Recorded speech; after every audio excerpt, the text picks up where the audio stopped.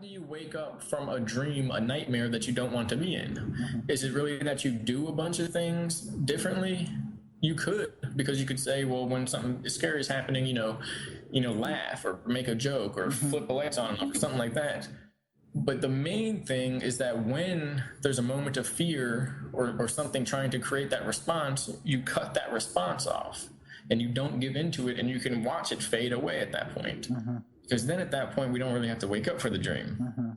So it's maybe that we don't have to create change here, but we have to, or not create change here, but not that we have to change a system with our actions. We need to create what we want to see, and that will slowly overgrow the system that we see now that's not sustainable anymore. And in that comes the real, only true, and maybe other than that dream metaphor I gave, only true advice, which is that we need to find what it is that we want to see, what it is that we want, what kind of world do we want to live in if we're creating it and we're not living off of trends and fads and, popular opinion, and basically all that stuff is controlled and it's picked for us. None of that is what popular cultural opinion is. None of that is what people want. It doesn't have anything to do with the individual understanding themselves. And so in the end, and I keep saying in the end, it's not the end, it's a good way to wrap it up, but finding who we really are in this individual way is like humanity breaking off of that cultural hive mind where everything, the self, the identity of the self is decided for us.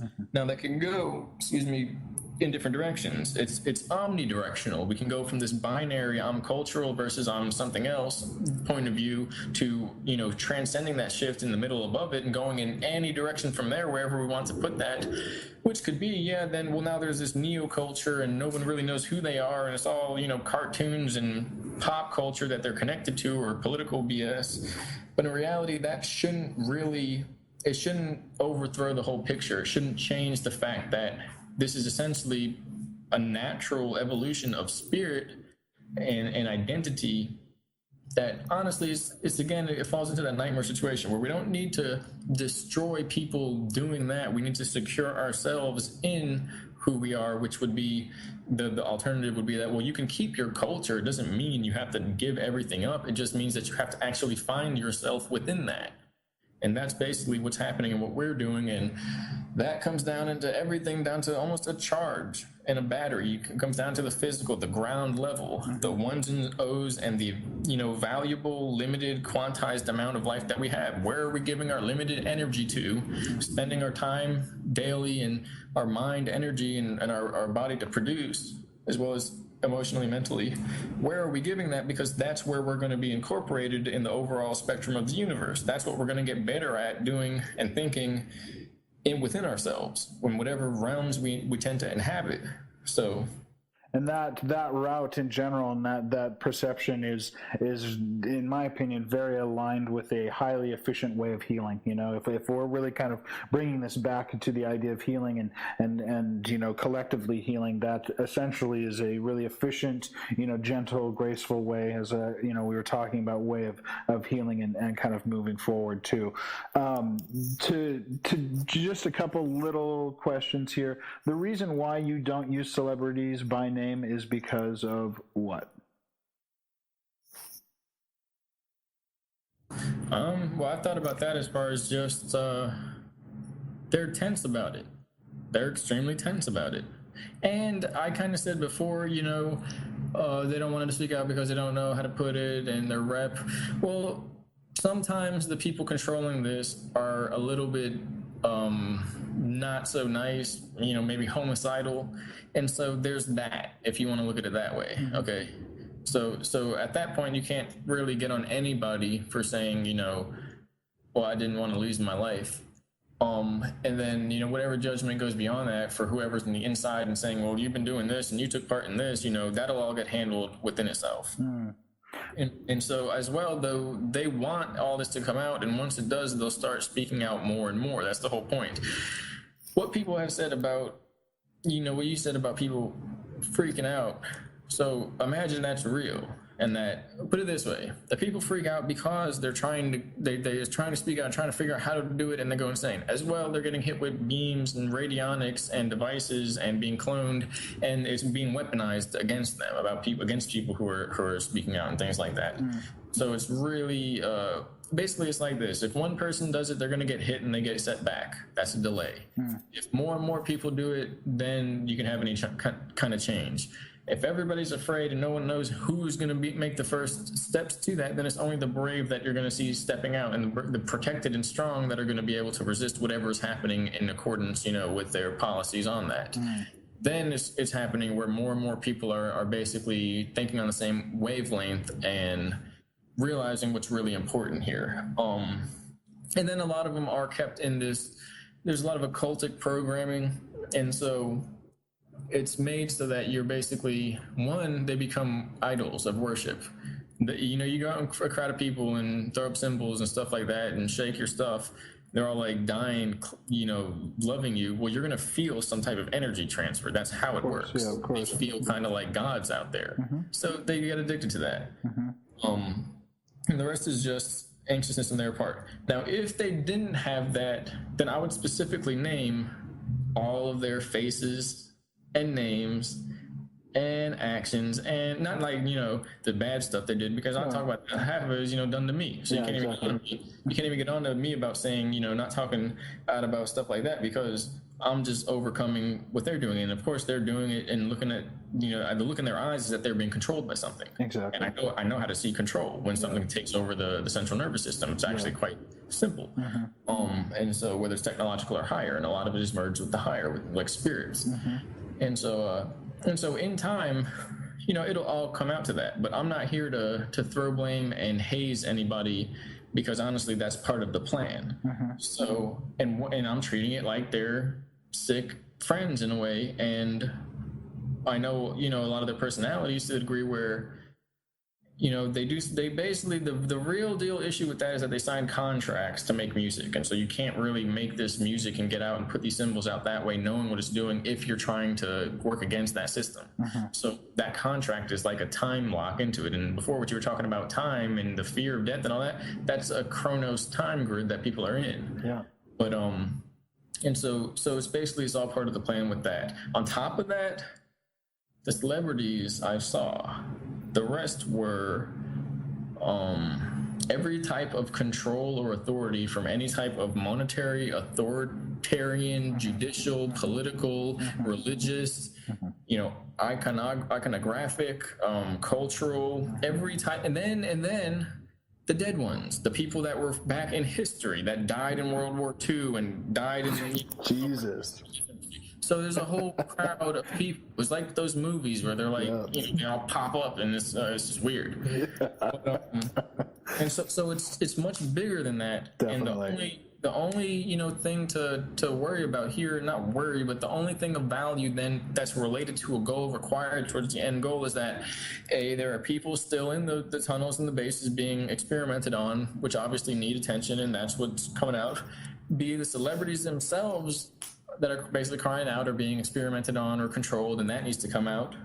Or C, this whole picture and where it's leading to needs to be kept on track without delay, so that in the end everybody knows what's going on, and that not comes out, but that comes to fruition. So that's what's in my mind, that's what's happening, and it's that's basically my thing. I also, and a lot of things they did was to drive it in my mind so I remember as well. They're trying to like break me, because it's it's like it's a weird thing. Everybody tries to one up each other. And that's what, and I saw like fear in their eyes when they're doing it. I didn't see like they want to be doing this stuff. And that's the control matrix. They're under control, right? It may be a system that enters in and takes over the reptilian brain with nanites, because it's simple enough in control structure of the bio emissions and the waveforms, how everything is communicated in that part of the brain, the binary system, that it can pulse into that, and then all of a sudden the fear goes up, and then it's hijacked into their mind, and they say, it's like a possession or some shit, somebody who's possessed. I'm pretty sure this is an AI system. That it can't do that to the higher brain because it's too complex. It's 50,000 different points of contact at once, intercommunicating in a trinary rotating spectrum, expanse, fractal. Well, it's not out of this. It's not a fractal mathematician. It's a binary base 10 mathematician. You see the nanite structure, so it can't comprehend that. And then they're in like a possession cycle with it. But as well, when they're getting injected or stuck but with these, these wealthy individuals and these bases or something like that, they're getting programmed every night. That's where it comes into like a slave system. And then they bring up, well, oh no, they agreed with us, we have this contract, but then it's unconscionable. They didn't know fit. But then they say, well, contracts doesn't mean you can you say yes until you figure out you don't want it. It just means you said yes. Yeah. There's but then it comes out of spiritual law. Well, you're still doing that just to rip on the person, just to deceive them in the end, and that's not what a contract is. It's two people in agreement with each other. And having disclosure about what that agreement entails, and having a complete understanding about what's, what they're agreeing to, before absolutely, making that agreement together. And so, I can feel from you that you have a sense of responsibility to these celebrities because of your experiences with them. Is that fair to say? Yeah, some of them were in the Time program and the MyLab scenarios. Okay. So some of your actors that people see on TV that are like, oh man, he or she is cool, they're really like getting it. It's like, well, they've been trained to do certain things in certain scenarios, and they're kind of just laughing in your faces. At least the control group is having them out there doing the same thing they've been doing behind the scenes. Mm-hmm. And so they're deep in too.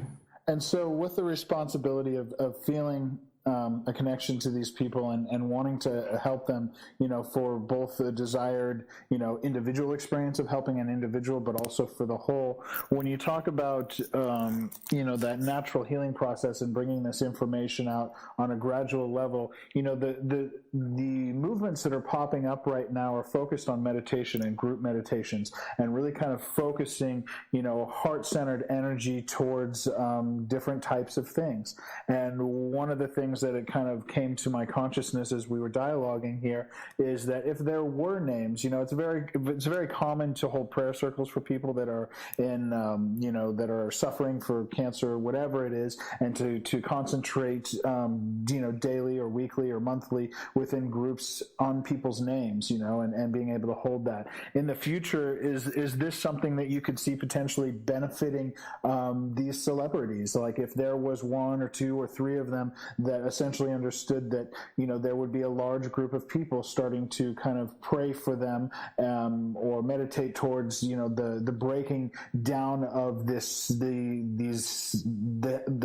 barriers between what they're going through and the public's knowledge of that. Do you think essentially some type of movement like that could assist them in a gradual way of healing and coming forward? I understand the relationship between being a celebrity and the energy that you get from crowds and how addictive that it can be, but it's like an addiction of anything. At some point, people kind of hit rock bottom, or they essentially say, I got to stop doing this and I got to reach out for help. If there were people that did want to reach out for help, could we kind of serve as the rehab, essentially, as to use another metaphor, by helping them through co-creative thought and intention directed towards their name? So yes and no, because is that whenever it's everything that we do here is really a sexual spiritual realm. Everything that we do, the thoughts that we send, everything we create mentally, it's tangible, actual liquid etheric object substance in the higher. So now imagine there's a bunch of addictive type of spiritual energy that is enveloping them, and they're feeling the power of that. And then we want to take that, not take that, that sounds wrong. We don't want to steal it. We don't have anything to do with that. But we want to give them enough positivity to break free from that and make decisions on their own and not have to basically be a slave to that system. Then it comes down to, is our magic, because it's basically what it is, going to be able to overcome theirs? Exactly. So you get into a spiritual battle. And so that's why it's a difficult subject. But prayer, it's about who you pray to and where you're giving your energy to. And if we're in the seat of the self and, praying, because not praying, but basically sending good intentions and vibes by imagining that and visualizing and speaking our intention literally just like that, that's good and that's helpful. But we also need to do that for ourselves as well. Absolutely. Because basically one magic will cancel out the other magic. So honestly, maybe that is what it is to be, but it's just going to be more difficult. We're going to put it this way. Imagine the people you got giving good energy, however many thousand. And now for every one person, you have 150 youthful, rambunctious kids bleeding their energy out into the other direction, saying, you're a god, you're not, integrated into this wholeness system and a part of every level instead of just the ones that are tied into this energy and this force. They're saying, you're my god, and here's my energy, and that's all you need to be. You're not you. You're not, you're this artificial symbol that somebody created related to, sometimes damaging outlooks and energies because of the way they're using the people then as instruments of magic to control which energies they want in the masses. And so it would be like opposition. We'd be like in opposition, but that one little percent of freedom, trying to, that not even freedom, because it's not like they're fully, enslaved by it. It's just that, and it's not like, by giving them this, they're now a better person. It's like, oh, we made them who they are because we gave them good vibes. No, it's just we're giving them more of an opportunity to be known as something else. They don't have to be what they think, what people think they are. They don't have to fit into that image. They don't have to snap to grid to that, because that's what it is. People create that, and so they need an idol to fit that role.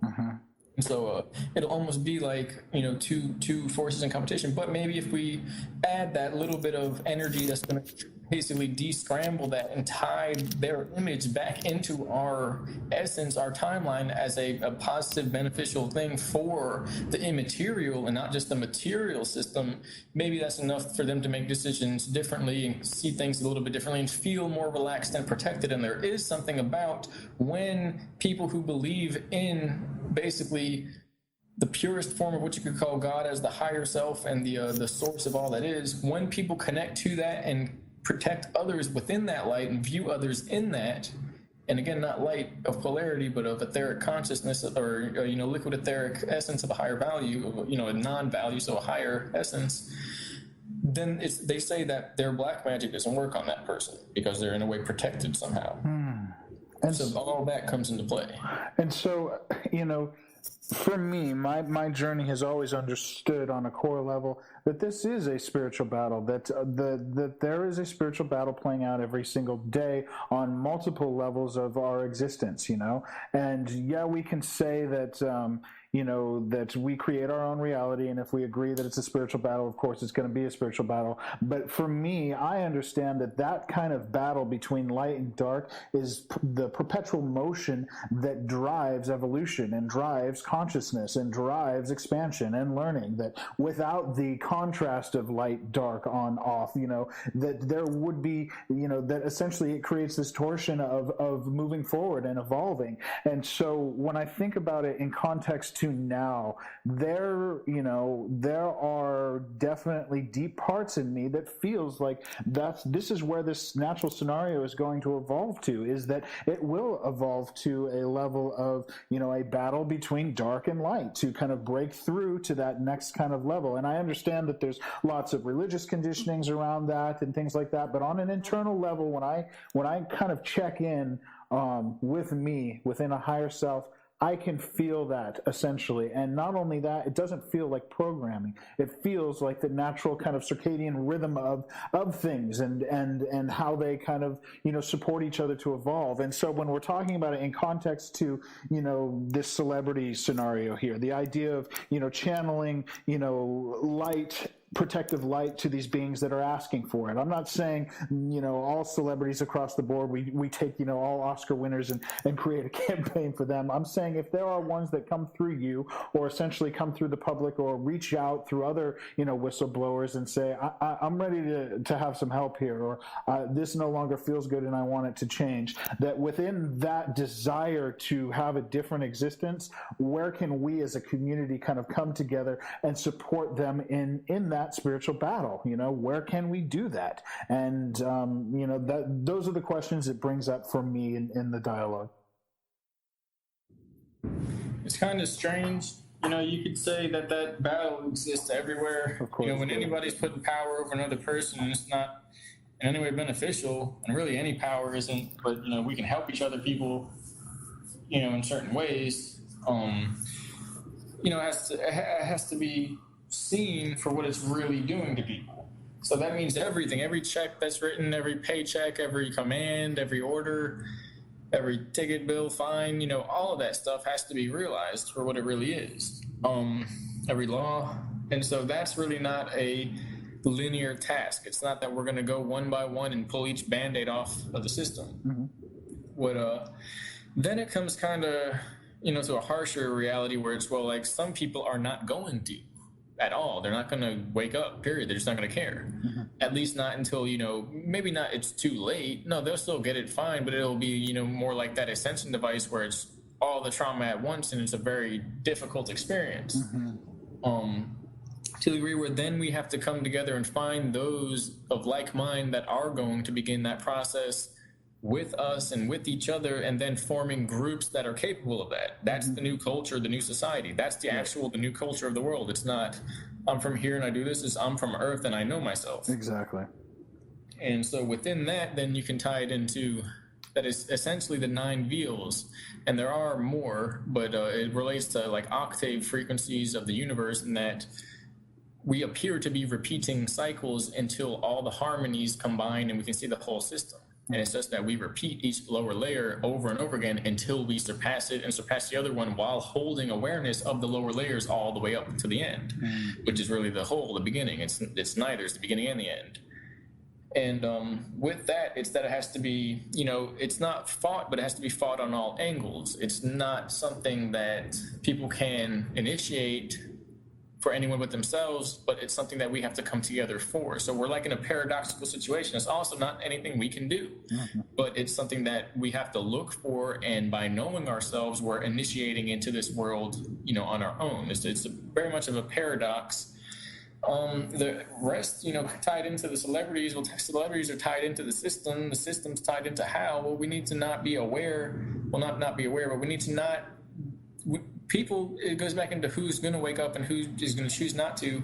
It's almost as if those that are awoken or awakened right now, they're not watching the system, the TV, the media, the news, worshiping idols. They're not doing that because they already know what that means. Exactly. So the only thing we have left now is those that know and are disconnecting from the system, and then those that are still basically growing and they're joining the system. So it's not necessarily that those people aren't going to be awakened at this point. It's that they're going to awake when the system collapses, whereas those that are awake now, and it doesn't have to collapse, it's dissolving. It could dissolve into a transition. That's a good way to put it as well. And that right now what we're doing is basically coming together with like-minded individuals that are going to reinforce that cycle of awareness, that feedback process, and benefit each other in a symbiotic, collectively mutual manner, which will only create more and more connections and more information, knowledge. And so the reason why I put it in context to the celebrities is that when you look at, the idea of it dissolving into these transitions, that celebrities essentially serve the greater public in a way that they could make those, dissolving into transitions on a larger level for a larger consciousness of people that are plugged in and participating outside of, the awakening process, the awakened ones, the sleeping masses. And so when you look at, a place of small victories and taking small coups against moving forward, to me, from an outsider kind of looking in and understanding this, is celebrities are an incredible opportunity for us to move forward with that, and how it can ripple out into the pond in a really, really large way. Because essentially celebrities have, the view of the world. You go to third world countries and not many people know who Martin Luther King are, but they know who Tom Cruise is. And the idea is that those celebrities, if there were a handful of them that were ready to kind of come out and kind of, bring this information forward, that information would ripple out exponentially in a really, really large way. And so that's why, my interest around the dialogue of serving, kind of the protection of light for them in that process, but also kind of getting behind them on a movement level. I see that kind of rippling out into the whole in a real deep way, Exactly. And so they're in it, all the way. And that basically that's why they're used. I was going to mention that earlier. So if anyone's in communication with people, that influences the whole, then they become a spokesperson for our species. That's how it works. So using them as basically people for these energies, and to the degree where when the time comes, they can all say, this is the right path. You all need to trust these people and go along with this and be just like us. And in reality, if we not convince them, but if we share with them our perspective and give them a viable manner to protect what they have while basically learning of the self and our collective self and coming in contact with that and embracing the world at large instead of just their collective, we could create that. And that's like the dual-edged sword. That's the dual role, that they could be used as a voice for the new change in the system where we're not going to put up with the materialism. It could be basically it's a system where they allow anybody to do whatever. So then they pick people that have these archetypal essences based upon their desires and their personality and even, astrology and stuff. And then they put them in the position to do whatever they want. And so then now that's being blasted into the minds of the people. And so it enters into the subconscious and the people reflect it. It expands and enhances that in the population, those people that are identifying with that. So if we as the population tell them we don't want to see that, we want to see this, or it'd have to be more intellectual. It's not going to come out through emotion. Yeah, or totally. We're not going to be able to go, give me what I want. They're not going to do it. That's not how it works. No, They're definitely. the ones that in that vibe and in that mindset of just taking it, and they already took everything, so they're not going to get anything back. Exactly. So if we intellectually go and we break the code down and we crack the matrix and we go, well, you're in the secret society, power is through the self and the materials are the illusions. Well, why are you stuck in a material world where your self is getting battered and bashed around and you're in a world of suffering because you can't find the real you? And if we bring them these issues up, then that's our pedestal, but no longer a pedestal, but literally a mic, a podium for the world, just as it's being used for other purposes. Then that's our podium now, you see, because we're influencing the world through the people, the channels that people are trying to use to influence the world. We're not incapable here. We're not disabled. We can use every tool that is in our reach, as well as the tools that people are using to try and manipulate us. We can use that to enhance our own freedom and our own abilities. Bingo. And anybody that's listening to this right now, I just want to ground them into that understanding of what you just said. The opportunity for us as humanity is to be able to use these tools, in a way and not be used by them. We have been locked into this place of worship with these type of individuals in a way, but there is a power that they do hold. So where do we as a community start using that platform, start using that as a voice in certain ways? And I think what you said is just so spot on. It's great. So kind of moving literally looking at my list of questions here, we've made it to question 2. So I guess what I want to dive into here is explaining what are the 9 veils that you talk about. And, one of the FDN members here kind of broke it down in an understanding, and I'll just kind of read it through here. And if this is something you agree with or you want to amend to or completely, set to the side and replace it with your own, feel free to. I just kind of wanted to put it out here.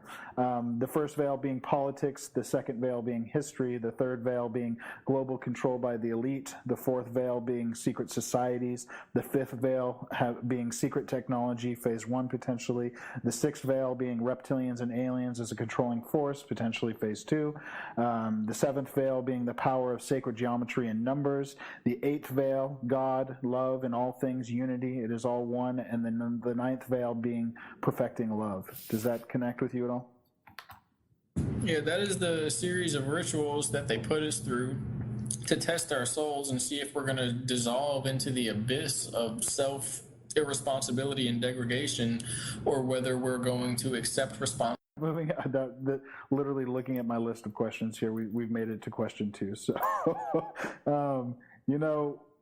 I guess what I want to dive into here is explaining what are the 9 veils that you talk about. And, one of the FDN members here kind of broke it down in an understanding, and I'll just kind of read it through here. And if this is something you agree with or you want to amend to or completely, set to the side and replace it with your own, feel free to. I just kind of wanted to put it out here.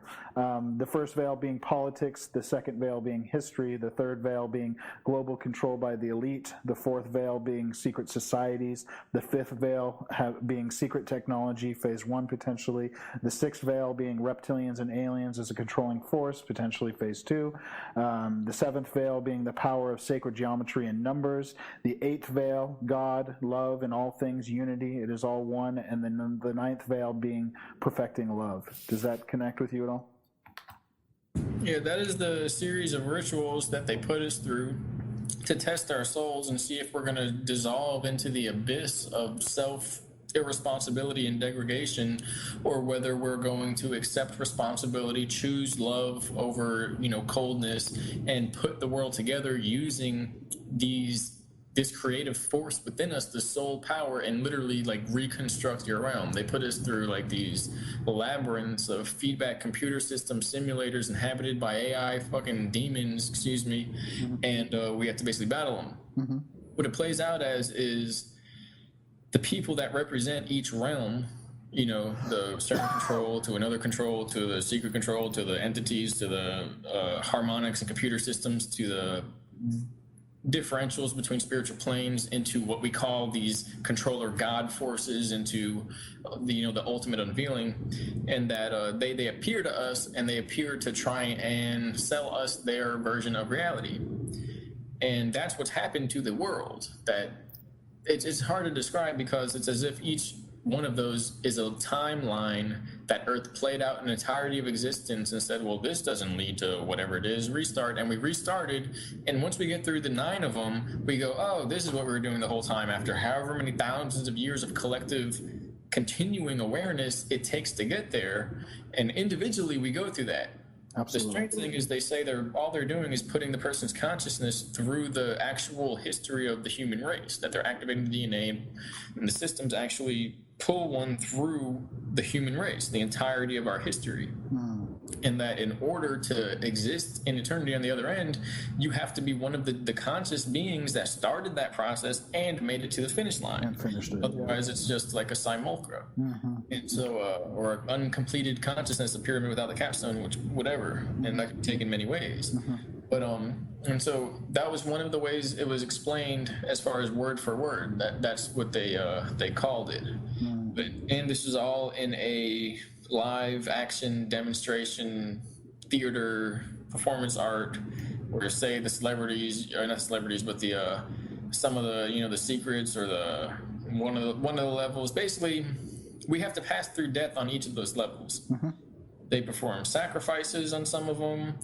The AI tries to wipe consciousness and re-inhabit that person's, soul, quantized, as Seth says a lot. Reconfigure it and put it into his own realm world, and plays like admin over the person's soul. The gods try and take the soul, and then they do the same thing. They just do it in a false way, and it's clearly like, oh, this is the false version of God. It's the ones that we created in our psyche by saying there has to be something else out there when it's us that should be. So we've created this all-pervading patriarchal, overly masculine force that comes on a spiritual level and literally decides everything for you, and that's friggin' insane. Mm-hmm. And then there's the other, whatever these entities are, whether they're a reptilian overlord or whether that's just a program that was built, or maybe that's just a false temporal dimension that was inhabited and created based upon the event of this technology, and that when all this closes down, that those realms will be sealed off and healed over as if they never existed in the first place again, and those human consciousness that created those other races or whatever gets healed back and pulled back into the original realm. I'm not sure, but we passed through those realms. Mm-hmm. And they basically come and play their tricks. And so when you're talking about the unlocking that happened in 2010 for you, is this the process that you went through during that unlocking? Yeah, that was for the most part it was basically like, all right, everybody's here, who else is here, okay, more people are here, all right, warming up, blah, and then it began. Mm-hmm. And they flipped the switch, and it was like the apocalypse. And so, and then at the end, there was a time afterwards where I was like, all right, how'd you like it? You know, we invented this, and it's to basically return the soul of humanity back into each person that goes through this, that their souls are basically asleep in this, and that there's also a certain amount of people that are actually sold here, and that all we have to do is find those people, and then the whole realm will heal over. That the people that aren't awakened through this, because all they have to get is a certain, 100,000 of a certain amount, it's as if it's all the angles on a dodecahedron or something that are sealed off, and at that point the whole realm will be healed. And it also brings to mind, they're saying that these other people that aren't reaching that awareness, I'm not sure if they put them in the soul machine or not, or to the degree where all they need is the 144,000 or whatever of the people that they want to put through the soul machine, and they find the archetypical or archetypal spiritual essences within these people, and they rebuild the universe through that, the original realm. And it might mean that these people that aren't in that, that aren't going to, are basically not human consciousness. They're simulacra, they're simulated consciousness, to the degree where it's as if they belong to one of the realms. It's kind of strange. And when everyone goes through this, all those realms disappear. It's like those consciousness will return to source again. Whereas everyone that went through it will come out as humans that are eternal, that just went through millions of years of experience without a break in consciousness. It's like a return. And so, do you think that this machine was built using, time travel technology of basically going forward, backward in time, witnessing and understanding what each one of these layers are, and basically crunching the data to say, okay, here's layer 1, here's layer 2, here's layer 3, and they built this machine based off of witnessing, past events and future events, and then the idea was to try to put somebody through that in essentially the idea of fastening their ascension process, but also wiping clean all of these programs from them that have happened over time. And that is the idea behind this machine and what you went through in 2010? So I went through the ritual aspect of that for the majority of it. Then I finished that, and then they put me in the machine, which is basically, they say, and I was basically testing all this shit out. And the machine is what they designed for those that don't get it when they go through that ritualistic process. It's really not a ritual. It's not like, okay, you go here, you go that. It's lasts for days. Yeah. And it starts with people coming out, leads into clones, leads into simulacras, leads into principalities of man, and what's the real reality and who has the real meaning, leads into false authority, and all those realms and those systems. So it's all the control systems we have here stacked up into layers, and we have to punch through them, and we meet the actual operators of each layer, and when you're meeting them, because it's not any other way. It doesn't happen any other way. And then they design the machine. And all that uses every type of technology you can imagine. Stuff you really can't imagine at this point. It looks like alien tech. And they say that basically the Golden Triangle, which is the Ascension device, they say a higher race is here, and it's their device, and they're the ones that come down and do it. And I saw, they came down from high up, and it might have just been the people have the possibility to do that. It's just about why the people would then do that. And it was a golden triangle looking device, basically just like a UFO. It looks like it floats, or something that was being extended down from it. And a person that's in that, where, when it activates, whatever it is, they go through an instantaneous process that took days for a person to go through.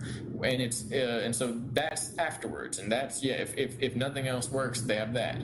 And so maybe it's people doing it, but then, so people at least they're helping us, or maybe it's a higher race. But then, maybe it's a higher race that's helping us, then each could be taken for an agenda, But at least there's that capability, there's that potential.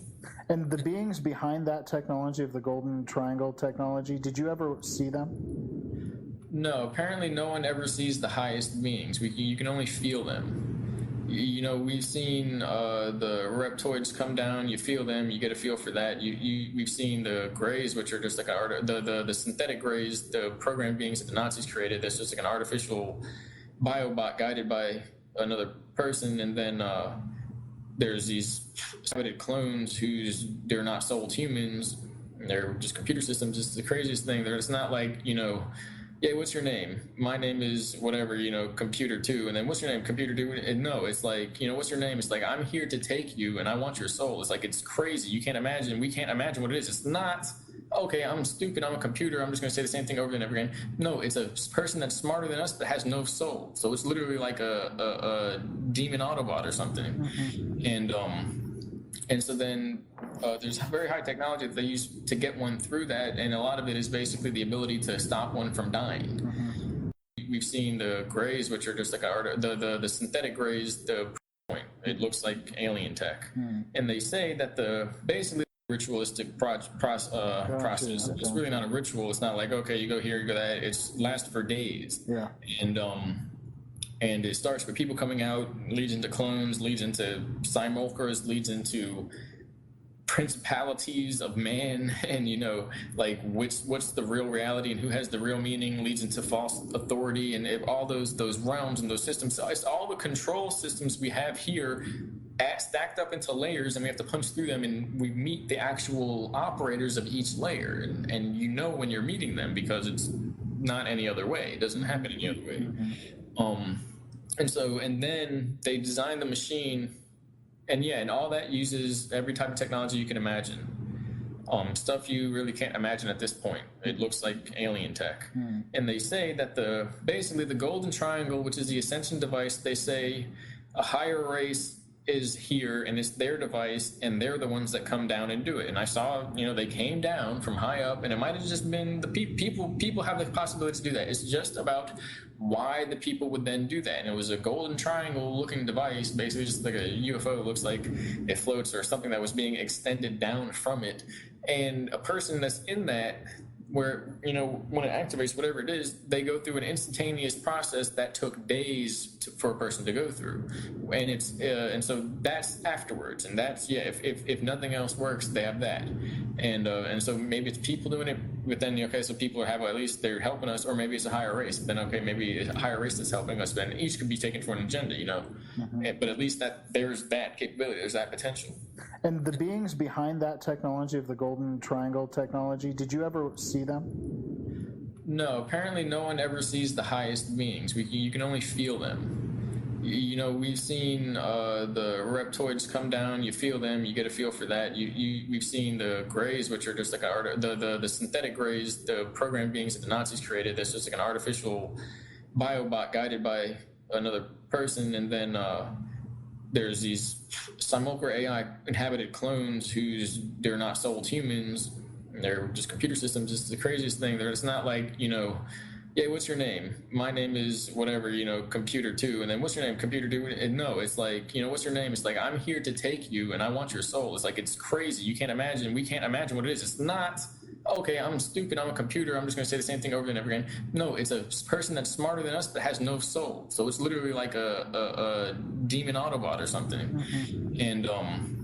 And so then there's very high technology that they use to get one through that, and a lot of it is basically the ability to stop one from dying. Basically, they can put the generators on in the right way to the point where the cells of a person can heal instantaneously. So if you get shot or even torn in half or something, as long as the energy is there, it'll like reform. As crazy as that sounds, and it's also mixed with the mind visual supercomputer feedback technology, but it's mixed so that nobody knows the truth, because in reality they have the generators that they can live off of, and they can transmute the energy through these Tesla generators set up in sacred geometrical patterns, and instead of time travel, warping down into a nano size and going in somebody's body, they can make it so that death doesn't affect the DNA and the spirit's still there, and it'll just reform like a video game or something.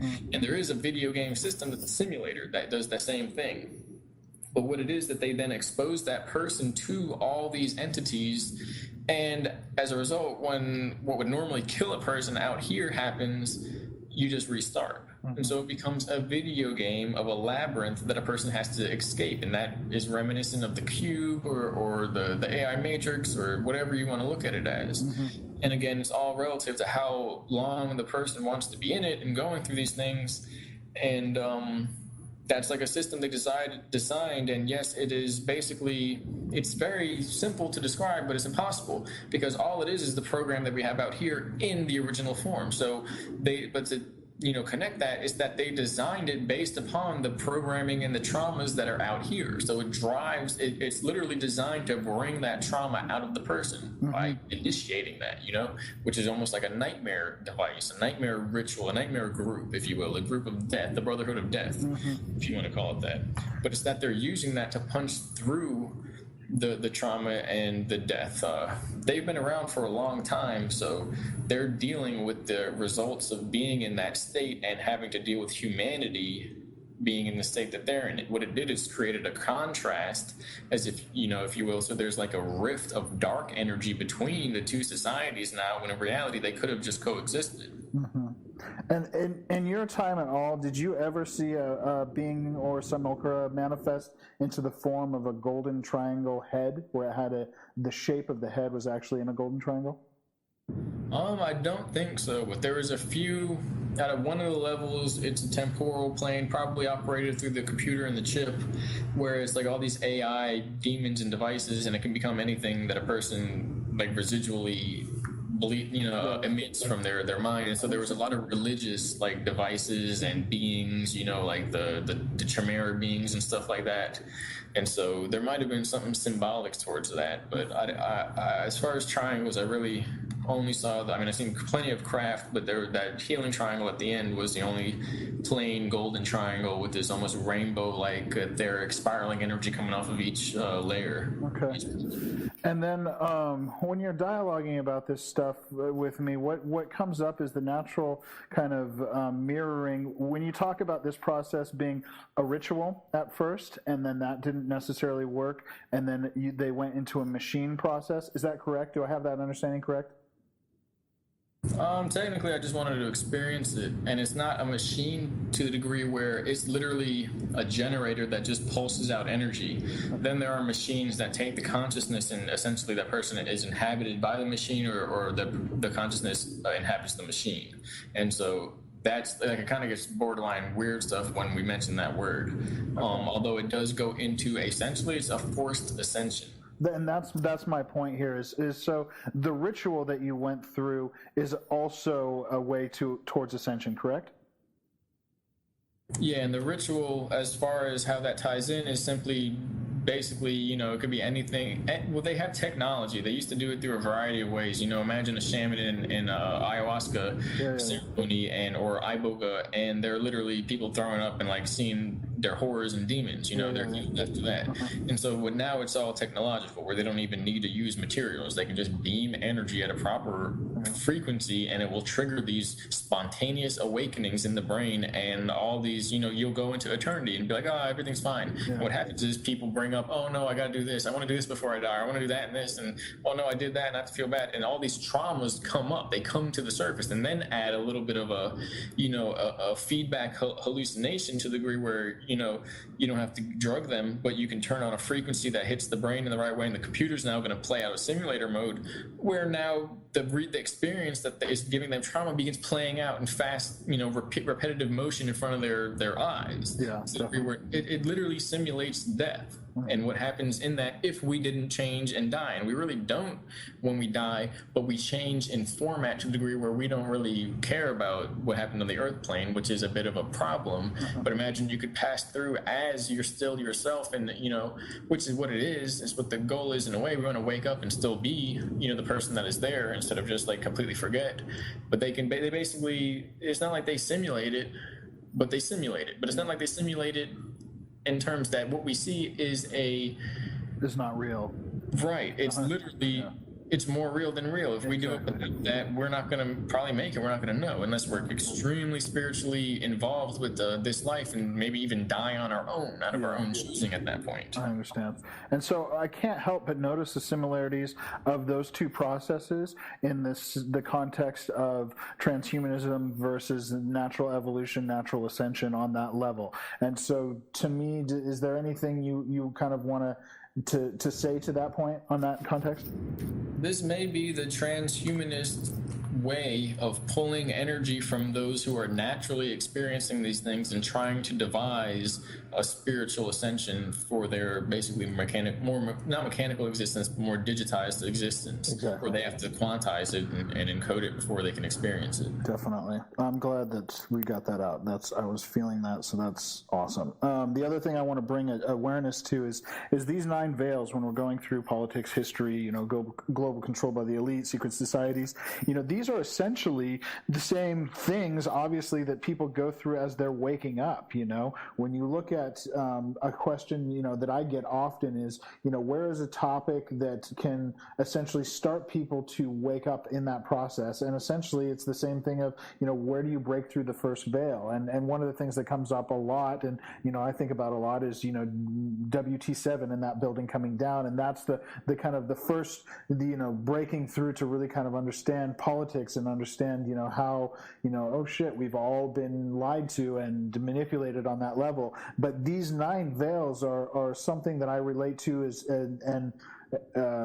to the idea of the onion layers in the community. When people are in dialogue with each other and they're on certain levels of understanding information, some are not ready to understand others. You've got to go through that kind of natural process to get here, because if you're just to jump forward through it all, it's too overwhelming. And like you said, it's a really, really intense experience and doesn't serve for that graceful healing. So each one of these, layers, as we go through in the community with ourselves, talking about this stuff and vetting this information out and sharing it here, we are essentially supporting each other to break through these veils together. Yeah, and that's what it is. The dropping of the trade centers was the collapsing of the duality system in magic, metaphor. And this is how deep it is. They say they did that because that was going to happen anyway. People were going to hijack stuff and blow stuff up, and that was just what was going to happen. And then they do it in a way that makes it look so obvious that it was facilitated from the inside. And now they're helping destroy this false system by using it, turning it against itself, you see. So are they covering their asses? I don't know. Could they be doing anything else? Yeah, they could have pressed a button and melted the whole city. So, it's all got to come into play here, into mind. Right. And that's what it is, that the 9 veils, because where, it's hard to communicate, because I feel like it's not like I'm beyond anything, but I am beyond talking about a lot of older stuff that people are going, wait, this isn't real? You mean they've been lying this whole time? Exactly. And I'm over here thinking about who came from where and whether planets exist. Yeah. So, and others are as well. Yeah, definitely. Maybe in other situations. But that's where it is. And in the same sense, though, it's almost like it's a device in society itself, because we will go through those 9 veils in society. But here's the deal. We've already begun. So now we have somebody on 2, somebody on 3, somebody on 4, and then 5 people are up there hitting 8, 7, 8, 9, possibly going beyond that. Yeah, totally. And so what is going to happen is that all the veils are going to be half up, half down at a certain point, and they're probably all going to go at the same time. So we're hitting a critical mass, and what it is probably going to take is one person. All it takes is one person to get in this society collective, to like in his physical form, being collectively involved in the society, breaking all the veils. Because at that point, if all that they say is true, that person cannot die. Yeah. That death itself wouldn't affect that individual, which goes back to all this religious talk, and maybe that we've been here before, and stuff like that. Yeah. But there's plenty of gurus in India talking about stuff like that. Exactly. It's always been around. It's not nothing. It's not central to any one group. And so, but that's what it is. That we got to find out where we are on those veils, and then communicate with whatever group is getting through that and assist it. And it would be like dominoes falling down the hill, to the degree where once one group is aware at the lower level and begins talking to others in order to co-initiate that process, and those people do that and those people do that, then no matter who's leaving who behind by moving up to higher veils, every layer will always have this unveiling taking place. It'll be spreading like dominoes. That's just, how all you need is a critical mass of people, to the degree where there will then be no delays between the spreading of more and more knowledge. It won't be a few people here and then they got to go back to their day job and they forget about it for a week. It'll be enough people to the point where they go forget about it and do whatever, but 10 more more people have joined in, and they're spreading it throughout the city, and so on and so forth. Exactly. Oh man, that's such great information for people to hear. That's awesome.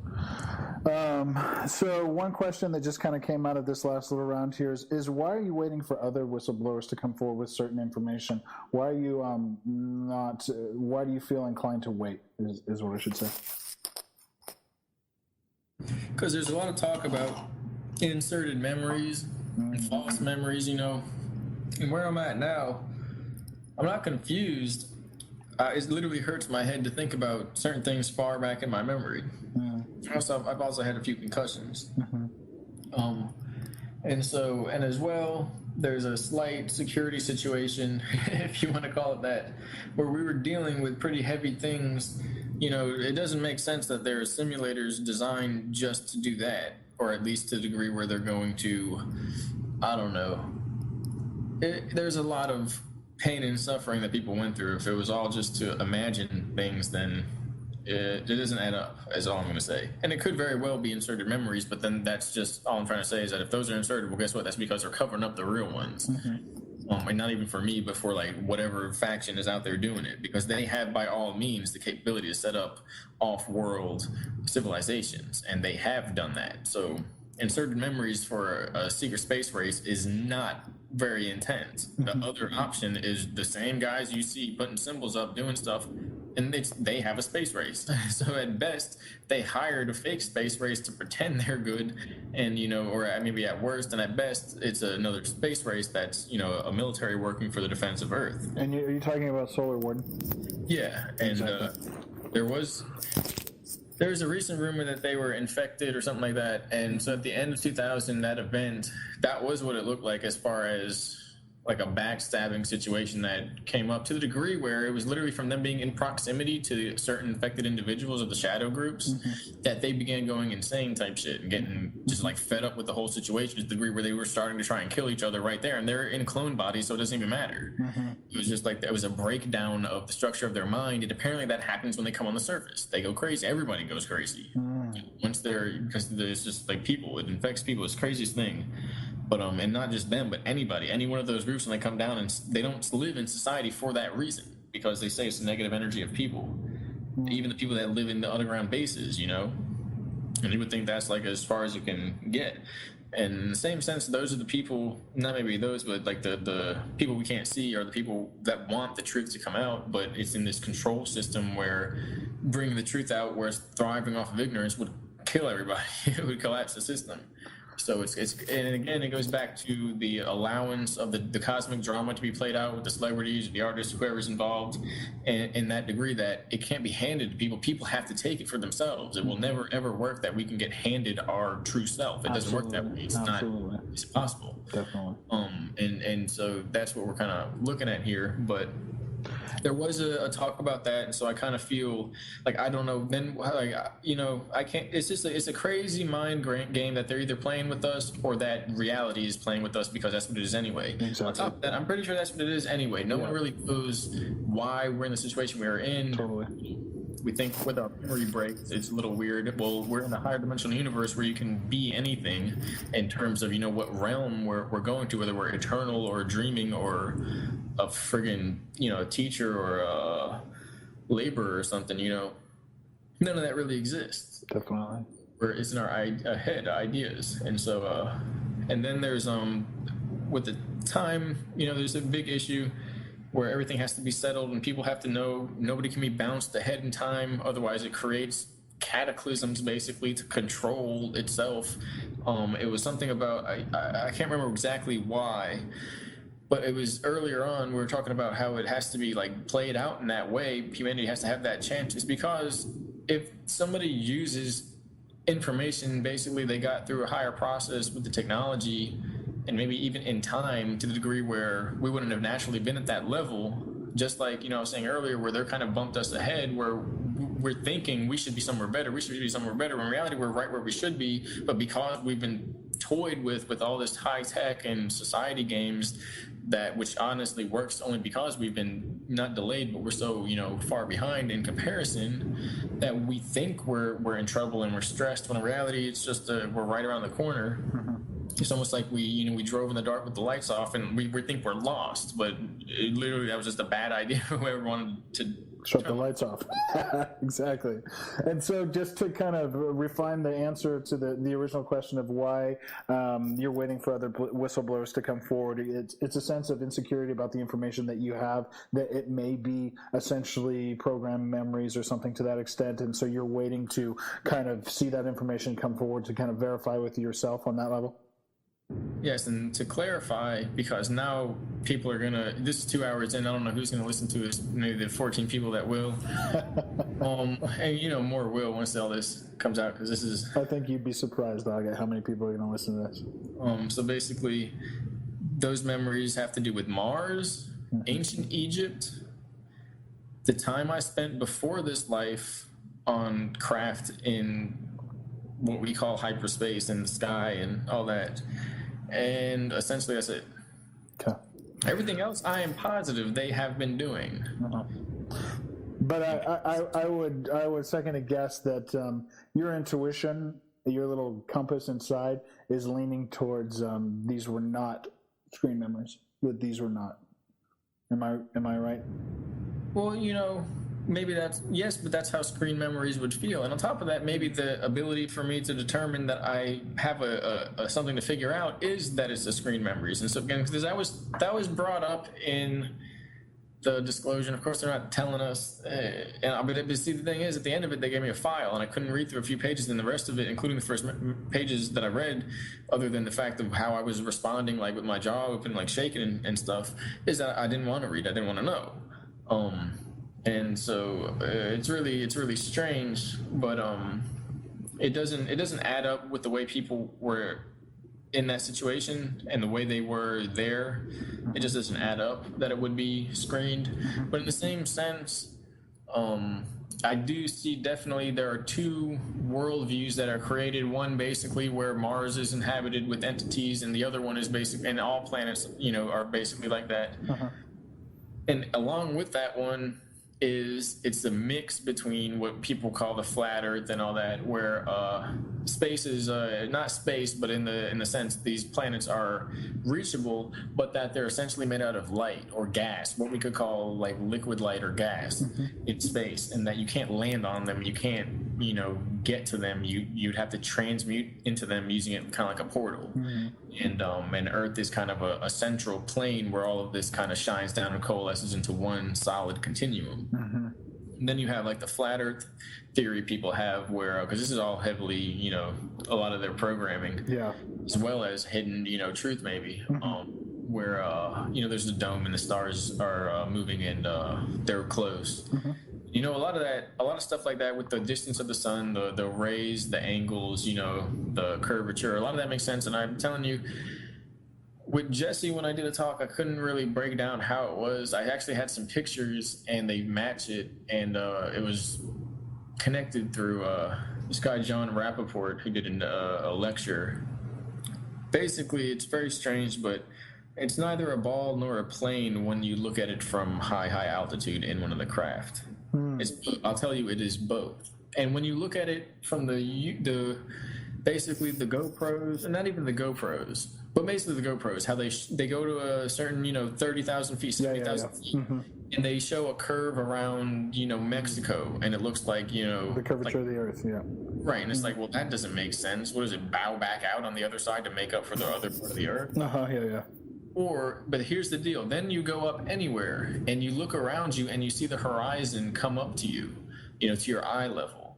So, and now imagine you go out as far as you can see and there's always more land. It could simply be that not only is Earth bigger than we've been told, that we could literally imagine, or to the degree where concave Earth makes sense, but not because of what the model is, but because space and time bends to create basically a vortex of reality wherever our vision is. And everybody's collectively creating one of these. And that we're living kind of in a plane that is a dish that when you get far enough away becomes a portal, which kind of looks like a ball.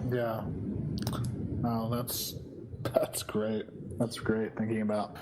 the issue is that whether they're going to tell people there's life on Mars that was doing this and humanity was in a battle there, or whether it was, honestly, I don't know. Because if the other issue is we're created and we're stuck here, and all those things are demons. All the people talking about this are evil, and it's Satan and Lucifer who's trying to control people to gain it all, and then that breaks down into being, the certain type of bloodlines that are dragon blood, and Lucifer being a lizard race that's here to, swap genetics out because of whatever reason. The truth with that is that the real, genetics must be pure, of course. That is so it all ties together. The truth of the flat earth and the bloodline purity and the prophecy and all that is what we need to know, what we have to know. The shit that makes people not know what's going on, it's illusion. It doesn't matter. Yeah. You're not going to fucking walk out of the earth anytime soon. It does not. Exactly. Totally. But then you see that the guy, basically everyone's prophet, everyone's Christ, is the shining star above the flame on the candlestick. And that the candlestick is their living physical body reaching towards the everlasting temporal etheric. And as long as the etheric body exists intact in that dimension, then the path of reality from that candlestick, that physical DNA of temporal nature, will build a quantum potential towards that eternity. It will always be there. It will be ever present. It will be always alive. It's hard to describe it, but it's like as if it's all a simulator. And we don't die by dying in physicality. We die by losing connection to that source, which is outside of this realm. And people think, it's one thing with these prophets, but it's really about bloodlines, and everyone of us that has somebody at the end of time that exists and has this super interdimensional temporal power is our prophet, is our savior. We're our own saviors in that way.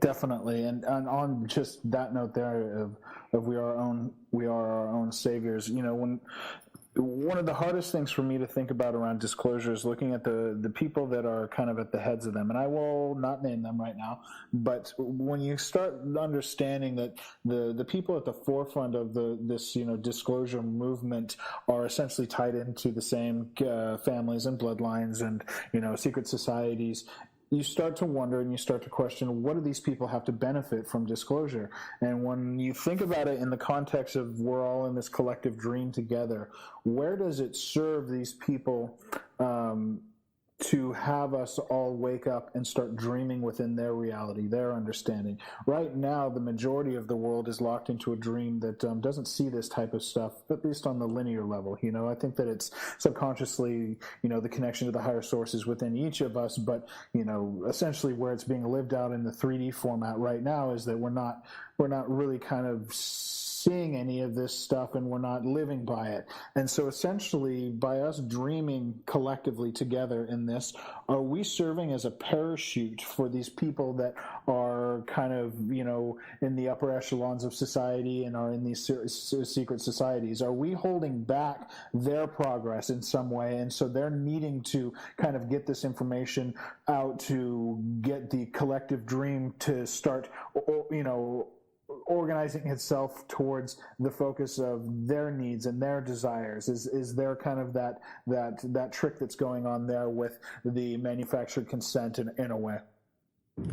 I can only tell you what I really experienced and go from there. Basically, I looked at it like they had a sickness that was causing them to do certain things, to pull energy, like a vampiric process, or psychopathy, and then that equated down to basically these machines, the power that comes within it, and what happens when a person basically takes a trip through time, and how your consciousness can hold on to one of the ideas of, I saw this, and what happens is you wake up in another time period, in another universe, another realm, and you have to literally jump back to get back, or they come and find you and bring you back. And so I've basically theorized that a lot of high people, a lot of wealthy people, powerful people basically got distributed through time in that, and it created these vulnerability points and time loops. And I don't know if it went into hijacking or somebody hijacked them or how that works, but they're doing certain things and ideals to preserve themselves because they think they're going to disappear or something. And it's something that happens with these trips through these devices.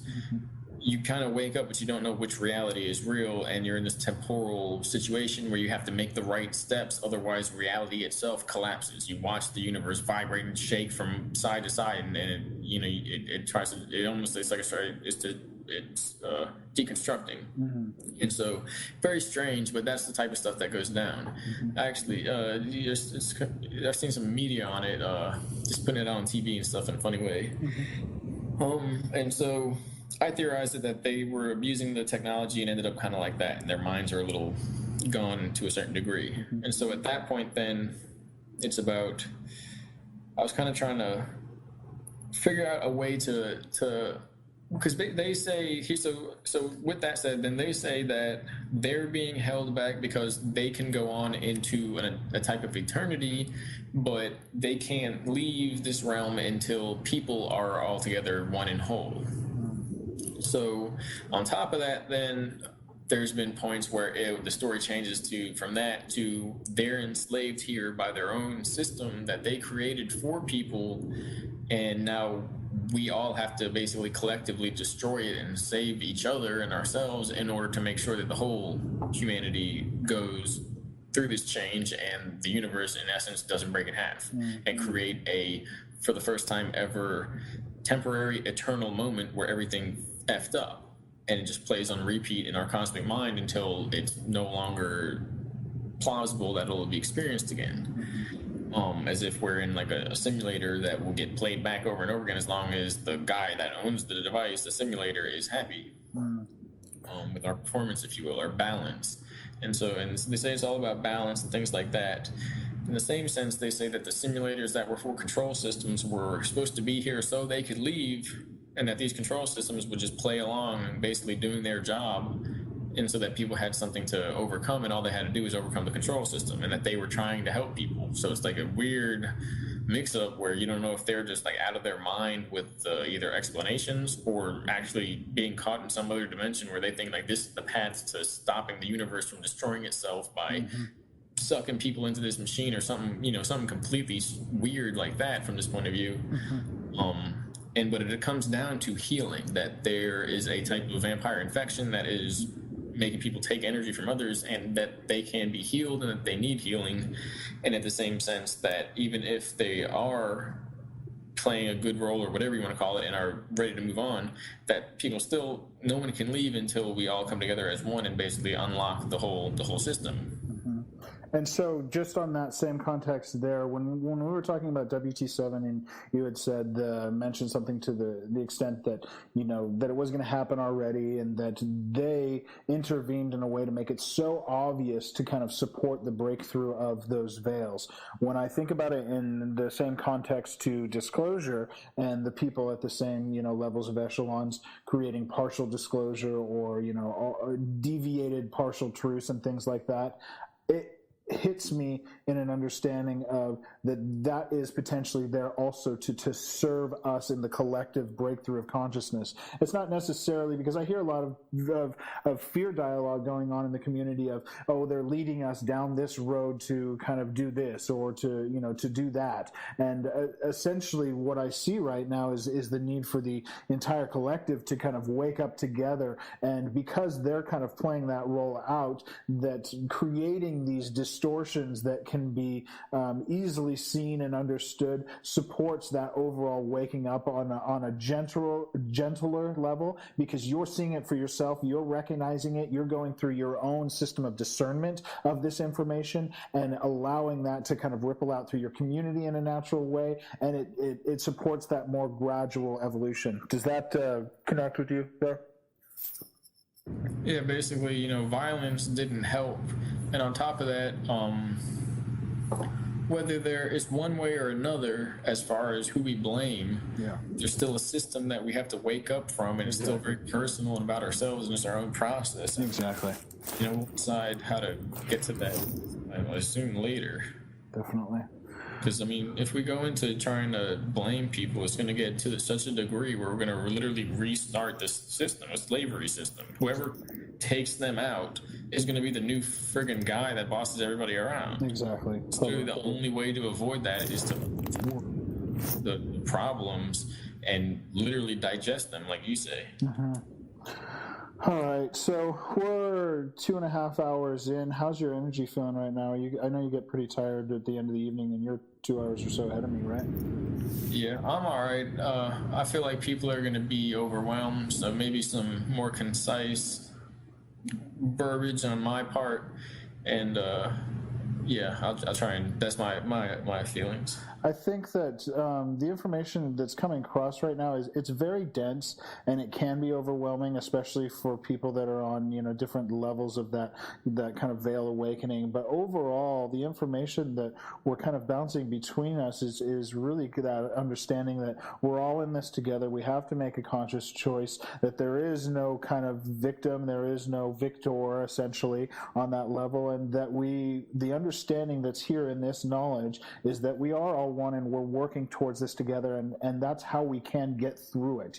That's where that healing will begin. And even though there's been a lot of opinions thrown this way for things that have been done or thrown that way for things that have been done, essentially we're all the same. We're existing in this, we're agreeing to it, we're all participating, and whether you're sitting at home watching your TV or you're in an underground base abusing a celebrity, we're all in this on that same level. And so essentially the only way that we can get through that is to understand that, take accountability for ourselves individually and for the whole and for the healing process. So all the information that's coming across to kind of the listeners, I feel right now, it may be overwhelming, but if you find yourself in that place of being overwhelmed, ground yourself into that understanding that we are all in it together, that everybody out there is a reflection of yourself. We're all evolving, we're all growing, and that within that space and understanding of that, you may find some peace and ease, transitioning through these veils.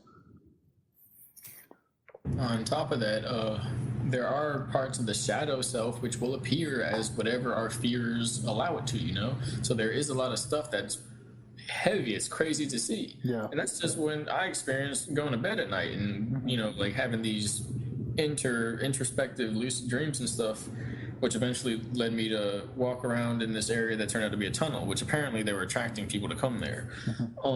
And it was one of the underground bases, I think Dulce. And you said you think it was Dulce? Is that what you just said?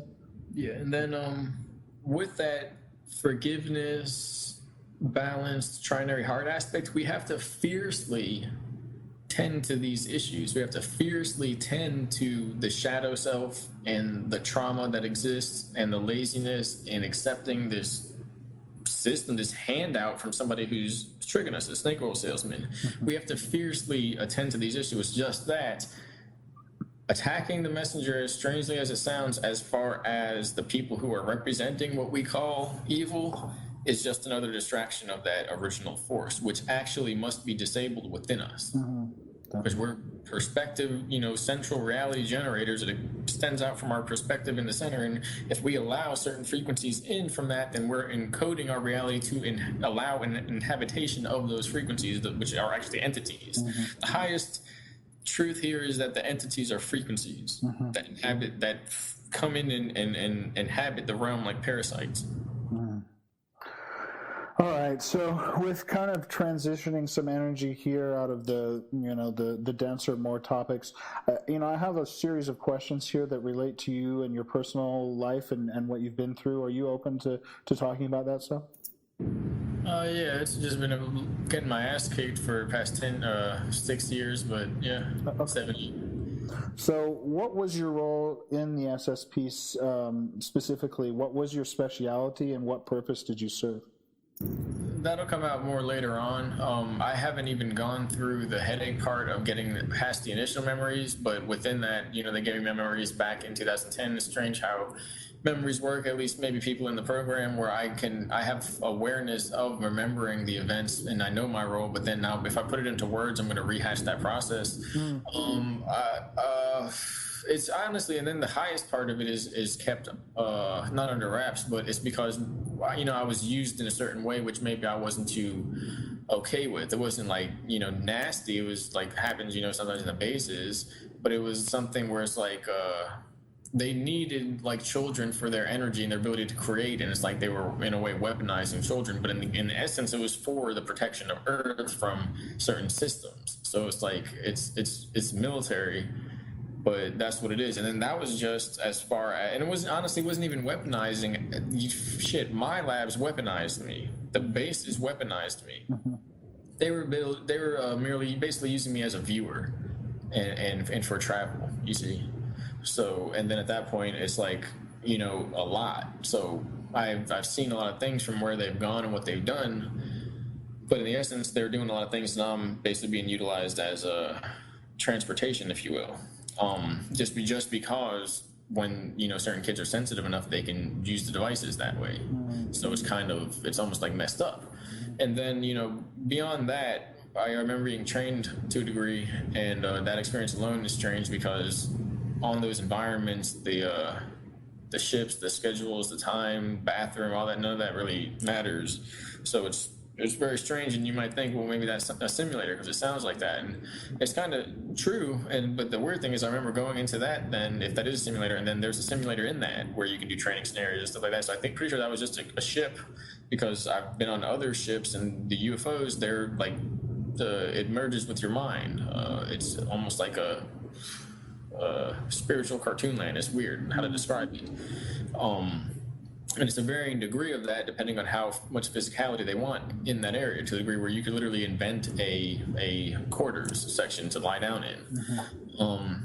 And then everybody, you know, the ship is holding everybody's DNA in some type of containment somehow. And so then there's training earlier on, a whole bunch of stuff honed me in, changed the way I think. They said that I was conditioned far beyond that by other entities from another system that basically enhanced me, and a lot of that caused me to fight out, or to lash out, and it actually made me more powerful than anyone there.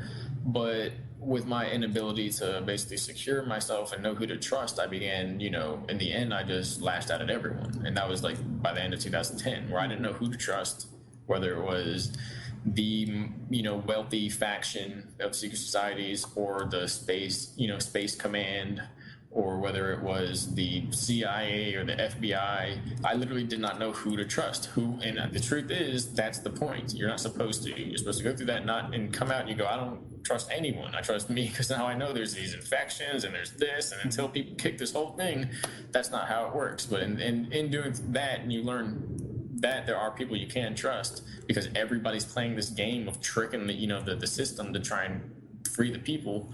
And so it's a touchy subject as far as that. And then it goes back to Mars, and then it goes back to before I was alive. Like, births are handled on Earth in a database system. You know, you got infinite time and resources. Well, the ship could write it all in a matrix, you know, a database for you. So literally invent a quarters section to lie down in. And then everybody, you know, the ship is holding everybody's DNA in some type of containment somehow. And so then there's training earlier on, a whole bunch of stuff honed me in, changed the way I think. They said that I was conditioned far beyond that by other entities from another system that basically enhanced me, and a lot of that caused me to fight out, or to lash out, and it actually made me more powerful than anyone there. But with my inability to basically secure myself and know who to trust, I began, you know, in the end, I just lashed out at everyone. And that was like by the end of 2010, where I didn't know who to trust, whether it was the, you know, wealthy faction of secret societies, or the space command, or whether it was the CIA or the FBI. I literally did not know who to trust. And the truth is, that's the point. You're not supposed to. You're supposed to go through that and come out and you go, I don't trust anyone. I trust me, because now I know there's these infections and there's this, and until people kick this whole thing, that's not how it works. But in doing that, and you learn that there are people you can trust, because everybody's playing this game of tricking the system to try and free the people. And so it's a touchy subject as far as that. And then it goes back to Mars, and then it goes back to before I was alive. Like, births are handled on Earth in a database system. You know, you got infinite time and resources. Well, the ship could write it all in a matrix, you know, a database for you. So it's a lot, and that's what I want to come out with, which I will, which is that's why it's hard to talk about, because it's not like, you know, I was there, we did this. It was like, oh, well, did you know, everybody that dies either goes back to source, or one of these UFOs from the other factions comes and picks them up and puts them in a containment device, or they travel back to another home, you know, group, soul group. And then if you tuned into the Earth, the morphogenic field at this height, you can hear the voices of the dead, and you can see them play out in whichever realm they're existing, and whoever's connected to them in their living DNA on Earth. And if they're not, they're dull, you know, like this, it goes way deeper than people imagine. And that ties into like this merging of religion and science, where it has nothing to do with people that are saying, you know, you got to do this because of religion and that. You do have to keep yourself clean. You don't want to just die. You don't want to disconnect from the Earth, the morphogenic field. You don't want to go into imbalance. But the material forms of that on the Earth of, yeah, we got to do this and go with these people or call ourselves this, that's not real. None of that exists. It doesn't actually help anybody. It's all about the self. It's personal. Yeah. In the sense that no one can tell you. Yeah. And so, but in the same sense, now scientifically, that realm in eternity, infinity is right over there. You can literally look up and you see it. You're looking at eternity and infinity, and people that are in non-human form, that are in spiritual form and other form. Yeah. It's basically the space group service program is an interdimensional program. And it not only can go in the sky and out, you know, into, I guess what we would call hyperspace, but it can transmute and move through dimensions where there are beings that eventually, you know, essentially like live there, like it's their home realms. Just like we think our you know, our bodies are sourced here, and strange. So imagine we have, and then they can break down their science, and their view of existence is so strange. It's reasonable. Is that they broke it down in like math terms. It's like if you have a pie and you have an infinite amount of angles in that pie, then you take one amount each time, you know, what are the chances that you're going to end up degrading the overall value of the amounts that are left in the pie if it's infinite? It's just like, you know, kind of physics and shapes out here. And that's what we are, souls that are sliced out of an infinite configuration that could be anything, and we're just souls coming from that, inhabiting temporary forms. And they look at it as this very, you know, etheric, ethereal aspect, and it's kind of strange, but for the most part, they know what they're doing, and they were dealing with the infection. The situation with the infection is that they got stabbed in the back basically by somebody that was somebody that was like one of my programmers at one point. And basically, as a result, their craft were infected, and stuff, basically shit hit the fan. There's like, you know, a cosmic war that might be playing out right now in the temporal plane, because it was spread out over many years. Just as simple as that. The higher ups will spread it out over years so that it doesn't just blow up stuff altogether. And so it's like it can happen, and it's like, well, this is the end, this is the worst. It's like, oh no, we'll just spread it out over, you know, 5 years, and at the end of that, we'll decide what to do then. It's like, okay, you just folded time over or something, made more of it. And but to the degree where then they said that other beings stepped in, basically the beings with higher power or some type of alliance, and that they once Solar Warden became infected, that was their last. They were waiting for that to happen before they stepped in. And this higher kind of entities that stepped in, is this related at all with this Sphere Being Alliance or Blue Avians or any type of the other information that's coming forward from other whistleblowers right now?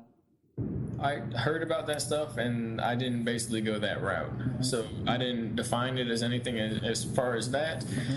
All I know, the way I see it, is that a fuzzy spiritual frequency drowned out the lower destructive forces and kind of made them put their tails in between their legs. That's like the best way I can describe it. And the people that want to benefit humanity are completely protected. And it seems as if what they were saying is that they had a contract with what we call the Anunnaki, who also made an appearance that day.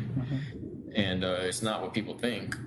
And that their contract is up, essentially. And so they're riding on their own. So whatever wars they start now, they have no backing from anyone but their own, and they have really no power in the cosmic situation. They got to finish them themselves.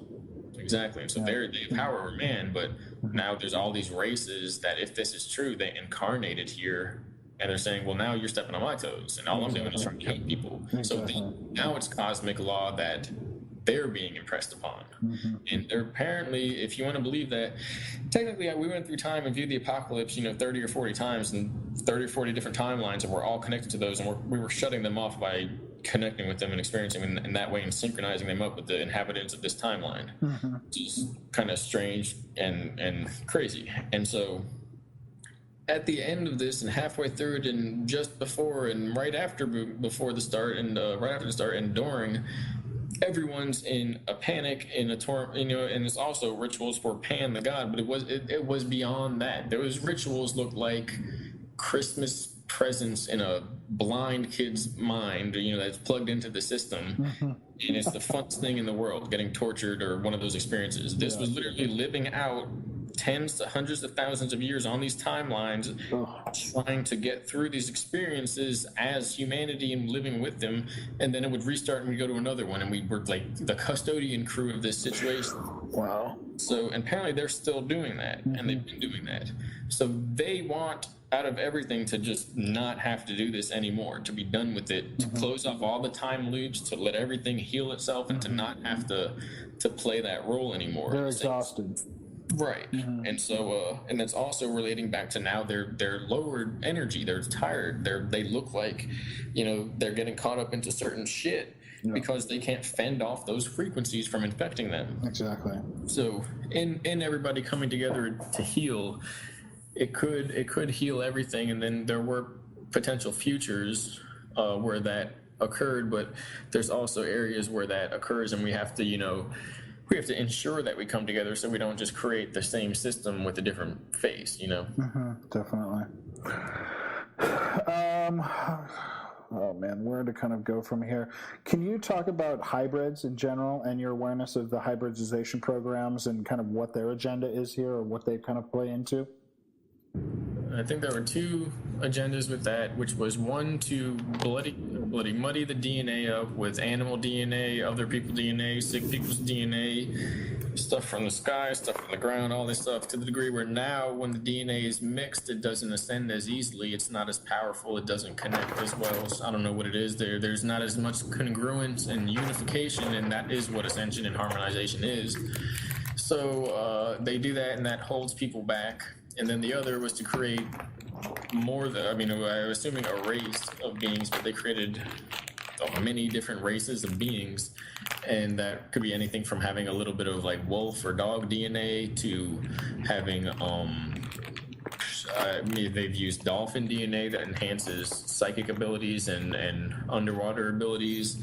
They trained with dolphins at one point. There's a facility, I can't remember where it is or where it was, but it's literally they had I'm sure there's one of more than one. Maybe there was only a few, I'm not sure, but there was a dolphin that they communicated with and was literally used to train the children, and it would impress its consciousness on the children, and they would be able, if they were an empath, they would be able to create a psychic link with it, and it would send information to them. It's like a tuning device. Was that process? Have to play that role anymore. They're exhausted. Right. And so and that's also relating back to now their lowered energy, they're tired, they look like they're getting caught up into certain shit because they can't fend off those frequencies from infecting them. Exactly. So in everybody coming together to heal, it could heal everything, and then there were potential futures where that occurred, but there's also areas where that occurs, and we have to ensure that we come together so we don't just create the same system with a different face, Definitely. Oh man, where to kind of go from here? Can you talk about hybrids in general and your awareness of the hybridization programs and kind of what their agenda is here, or what they kind of play into? I think there were two agendas with that, which was one to bloody muddy the DNA up with animal DNA, other people's DNA, sick people's DNA, stuff from the sky, stuff from the ground, all this stuff, to the degree where now when the DNA is mixed, it doesn't ascend as easily, it's not as powerful, it doesn't connect as well. So I don't know what it is there. There's not as much congruence and unification, and that is what ascension and harmonization is. So they do that, and that holds people back. And then the other was to create more than, I mean, I'm assuming a race of beings, but they created many different races of beings, and that could be anything from having a little bit of like wolf or dog DNA to having they've used dolphin DNA that enhances psychic abilities and underwater abilities. They trained with dolphins at one point. There's a facility, I can't remember where it is or where it was, but it's literally they had I mean, I'm sure there's one of more than one. Maybe there was only a few, I'm not sure, but there was a dolphin that they communicated with and was literally used to train the children, and it would impress its consciousness on the children, and they would be able, if they were an empath, they would be able to create a psychic link with it, and it would send information to them. It's like a tuning device. Was that process done through trauma? I've heard similar explanations of that process where they would literally put a child in the same field of a cage with an animal, and then create trauma. So basically that energetic imprint of that animal goes into their DNA, and essentially they grow up to have certain traits of this animal. Is that right there? No, that was this was an underground base, or water base, and not underwater, but I guess it was like a dock or something. But it was like almost like a James Bond movie. It's all metallic and dark, and then a freaking dolphins are there, and it's like I've done martial arts my whole life, and I got the perception that I was in the midst of a sensei. So I was like, wow. What is it? What is going on? Is he like playing? Are you playing as a dolphin? And no, so and then some strange stuff happened where it's it was like a disciplining thing. Wow. And it's crazy because it just has to mentally talk to you. Mm-hmm. It's way more powerful. They can hit the temporal etheric bodies versus like a monkey comes up and smashes us in the physical spine. Mm-hmm. And so then what the Monarch programming will do a lot, which is they're all holding hands, Monarch, Nazis, etc. Yeah. Ran. They put children in cage, and then they oftentimes electrocute the cage to the degree where you can't move or touch the cage, otherwise you'll electrify it, and otherwise it'll hit you. And then there are other ones where there will be an animal in a cage, and it'll be your spirit animal or something relative to that which they want the person to merge with and gain the power of. And oftentimes the child will have to kill the animal in order to survive, or they'll kill the animal next to the child, and the animal attempting to heal the child attempting to basically heal the animal, that they'll be imprinted by the soul energy. Wow. And often they actually gain energy from that. They tend to have it all on screens and stuff like that, and they're like, no, look, now you have the power. But if you traumatize somebody and tell them like, and you shoot a friggin' deer in its head or something, they don't actually shoot it. They do much worse than that. That would be like a blessing. Yeah. And then some kids like friggin' shaking in fear and traumatized, and you tell them like, look, now you have to do this or bad stuff will happen. And they're breaking trees in half and doing crazy stuff. Well, yeah, because they're pumped full of fear and adrenaline for the rest of their existence as far as that goes, Yeah. But in the end, it's not necessarily like, it's just trauma, it makes me strong. Well, now it's no, you hold up a picture of a wolf, or they put the wolf in a situation or scenario, or they can target it, they can bring it out, they can customize this unlimited adrenaline power now according to that person's identity and personality and spiritual identity. Wow. Oh, God, that's so deep. What about hybrids with aliens, other kind of alien species? Do you know anything about that? So one thing they said about that, as far as what they wanted to control, is that a lot of people were coming in, whether they're Star Children or Crystalline or whatever, and they have abilities that go far beyond others. You got to admit it. There are people chopping wood, lumberjacking it up in America, colonizing, immigrating, whatever, and then their children all of a sudden can see past the illusion. They can read minds. They can, heal spontaneously. They can leave their body at will. Okay, that's not normal. They weren't, these are genetics that are coming back from the shamanic times of the consciousness within the DNA, the genetic memory of these races. They're coming back now. It must have seen from the other side, okay, now is the time. Here's an opening for my expression in this physical plane, and so that means something is coming. And so a lot of it is they want to control these children. They want to control the races that are doing that and control the bloodlines recorded and monopolize it, if you will. And so a lot of people that get picked up in these systems are people who have been, they either have contact or they have abilities and unlocked DNA that goes far beyond what should be here if you want to believe in the normal, explanation for human existence. And then now with that said, it can go two ways, and possibly one of two ways, possibly both ways, depending on who's who.